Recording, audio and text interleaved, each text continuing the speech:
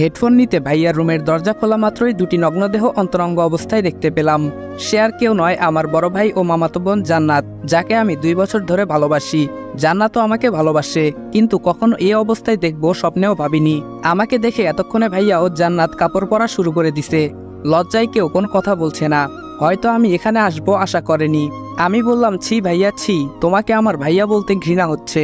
তুমি কি করে এটা করতে পারলে? লজ্জা করলো না? ভাবি থাকা সত্ত্বেও এমনটা করলে।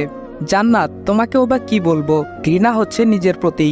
জান্নাত মাথা নিচু করে বলল, আবির প্লিজ কাউকে বলো না, আমি তোমার পায়ে পড়ি। আমি বললাম, ছি, তোমার নোংরা মুখে আমার নাম কখনো উচ্চারণ করবে না। কাঁদতে কাঁদতে চলে এলাম আমার রুমে। নিজের চোখকে যেন বিশ্বাস করতে পারছি না। জান্নাত কেন এমন করলো? আমি ওর সাথে শারীরিক সম্পর্ক করতে চাইলাম না বলে আমার ভাইয়ের সাথে এমনটা করবে? সারা রাত কেঁদেই কাটিয়ে দিলাম। বাসার কাকে এই কথাটা বলবো? যদি কাউকে বলি তাহলে তো ভাবির সংসারটা ভেঙে যাবে। ভাবি তো এখন বাপের বাড়িতে। সব ভেবে ডিসিশন নিলাম বাসা থেকে দূরে কোথাও চলে যাব।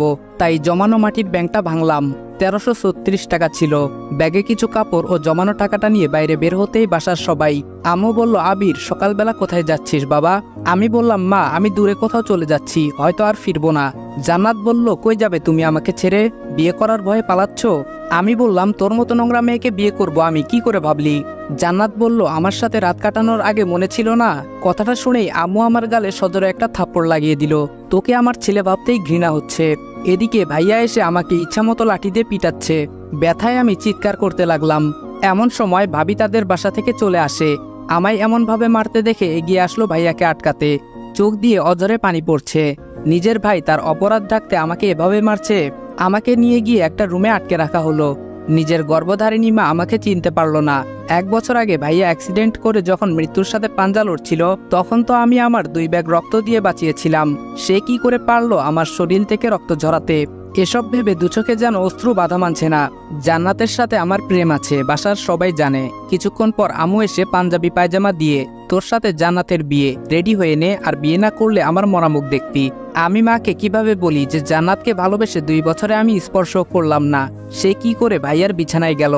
অবশেষে সিদ্ধান্ত নিলাম যে মায়ের কথা রাখতে বিয়ে করব, কিন্তু বাসা থেকে চলে যাব যাতে জান্নাতের মুখ না দেখতে হয়। একটু পর ভাবি আমাকে জানালা দিয়ে দেখে চোখের পানি ফেলে চলে গেল। হয়তো তার মনে অনেক প্রশ্ন, কেন আমি এসব করলাম। এদিকে ভাবির মাথায় একটা জিনিস ঢুকছে না।